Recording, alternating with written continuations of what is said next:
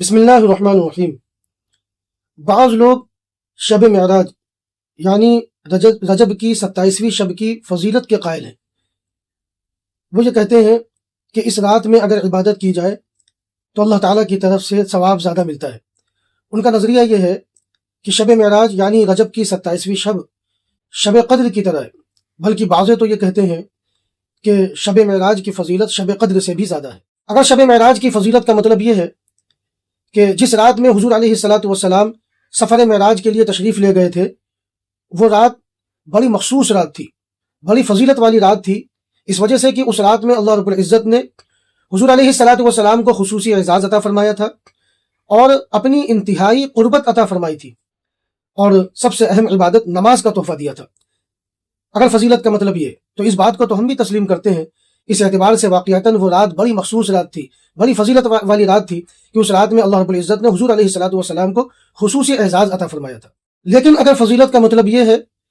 کہ اس رات میں یعنی رجب کی 27ویں شب میں عبادت کرنے سے ثواب زیادہ ملتا ہے، یا وہ رات شب قدر کی طرح ہے، یا شب قدر سے بھی زیادہ افضل ہے، یا اس رات میں شب قدر کی طرح عبادت کرنی چاہیے، یا اس رات کے لیے کچھ مخصوص اعمال ہیں،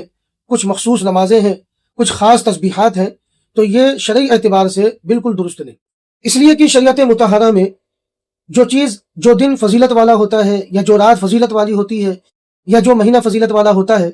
سب سے پہلی بات تو یہ کہ اس کی تاریخ محفوظ ہوتی ہے، اور پھر اس کی فضیلت کے تعلق سے حضور علیہ السلام کی احادیث مبارکہ موجود ہوتی ہیں، اور حضرات صحابہ کرام رضوان اللہ تعالی عنہم اجمعین کے آثار اور اقوال منقول ہوتے ہیں، اور اس پر عمل کرنے کے تعلق سے حضرات صحابہ کے واقعات بھی موجود ہوتے ہیں، جیسے کہ شب قدر ہے، جمعہ کا دن ہے، اور رمضان المبارک کا مہینہ ہے۔ جمعہ کا دن فضیلت والا دن ہے، شب قدر یہ فضیلت والی رات ہے، اور رمضان المبارک کا پورا مہینہ فضیلت والا ہے، برکت والا ہے۔ ان کی تاریخ محفوظ ہے، اور ان کی فضیلت کے تعلق سے حضور علیہ السلام کی احادیث مبارکہ بھی موجود ہیں، حضرات صحابہ کے آثار اور اقوال بھی منقول ہیں،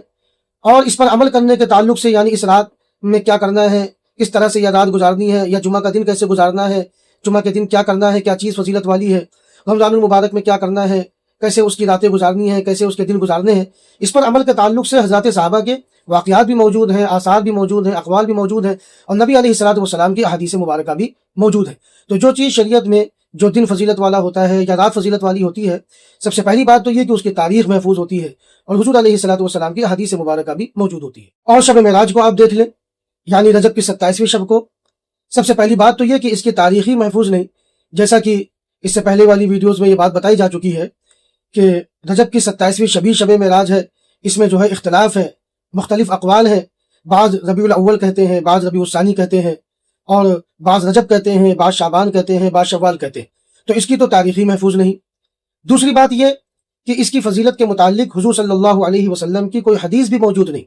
کہ آپ علیہ السلام نے ارشاد فرمایا ہو کہ اس رات میں عبادت کرنے سے ثواب زیادہ ملتا ہے، یا اس رات میں اس طرح کی نماز پڑھنی چاہیے، اس طرح کی تسبیحات پڑھنی چاہیے، ایسے نوافل پڑھنا چاہیے۔ نبی علیہ السلام کی اس کے تعلق سے کوئی حدیث بھی موجود نہیں، اور پھر حضرات صحابہ کے آثار اور اقوال بھی موجود نہیں، اور اس پر عمل کے تعلق سے حضرات صحابہ کے واقعات بھی موجود نہیں۔ کسی بھی صحابی کے بارے میں آپ یہ نہیں کہہ سکتے کہ فلاں صحابی نے شب معراج میں خاص طور پر اللہ رب العزت کی عبادت کی ہو اس نیت سے کہ یہ شب معراج ہے اور اس میں عبادت کرنے سے ثواب زیادہ ملے گا، یا کسی بھی صحابی نے اسے شب معراج کو شب قدر کی طرح گزارا ہو۔ تو بہرحال آپ دیکھ لیں کہ شریعت کا ضابطہ کیا ہے کہ جو دن فضیلت والا ہوتا ہے یا رات فضیلت والی ہوتی ہے، اس کی تاریخ بھی محفوظ ہوتی ہے، اس کے تعلق سے حضور علیہ السلام کی حدیث مبارکہ بھی موجود ہوتی ہے۔ لیکن شب معراج کے بارے میں یعنی رجب کی 27ویں شب کے بارے میں آپ دیکھیں کہ پہلی بات تو اس کی تاریخ ہی محفوظ نہیں، اور پھر اس کی فضیلت کے تعلق سے حضور علیہ السلام کی کوئی حدیث بھی موجود نہیں، حضرات صحابہ کے اس پر عمل کے تعلق سے کوئی واقعات بھی موجود نہیں۔ سن 590 میں سفر معراج کا واقعہ پیش آیا۔ اس کے بعد حضور علیہ السلام 18 سال تک حضرات صحابہ کے درمیان موجود رہے۔ ان 18 سالوں میں ایک بار بھی حضور علیہ السلام نے نہ ہی شب معراج منائی، نہ ہی یوم معراج منایا، نہ ہی اس کی فضیلت کے تعلق سے کوئی حکم جاری فرمایا۔ حضور علیہ السلام کے پردہ فرما جانے کے بعد 100 سال تک حضرات صحابہ کا زمانہ موجود رہا۔ ان 100 سالوں میں کسی بھی صحابی سے آپ اس بات کو ثابت نہیں کر سکتے کہ فلاں صحابی نے یوم معراج کو منایا یا شب معراج منائی، یا فلاں صحابی نے اس رات میں اس نیت کے ساتھ عبادت کی کہ اس میں ثواب زیادہ ملے گا، یا کسی صحابی نے اس رات کو شب قدر کی طرح گزارا ہو۔ ان چیزوں سے یہ بات معلوم ہوتی ہے کہ شب معراج کی ایسی کوئی فضیلت نہیں، جیسی فضیلت لوگوں نے اپنی طرف سے گڑھ رکھی ہے کہ یہ رات شب قدر کی طرح ہے یا یہ رات شب قدر سے بھی زیادہ فضیلت والی ہے یا اس رات کو شب قدر کی طرح گزارنا چاہیے۔ اگر واقعتاً اس کی کوئی خاص فضیلت ہوتی اور اس میں عبادت کرنے سے ثواب زیادہ ملتا یا اس میں کچھ خاص قسم کے احکام ہوتے تو حضور علیہ الصلوۃ والسلام کی حدیث مبارکہ موجود ہوتی، حضرات صحابہ کے آثار اقوال منقول ہوتے اور اس پر عمل کے تعلق سے حضرات صحابہ کے واقعات بھی موجود ہوتے۔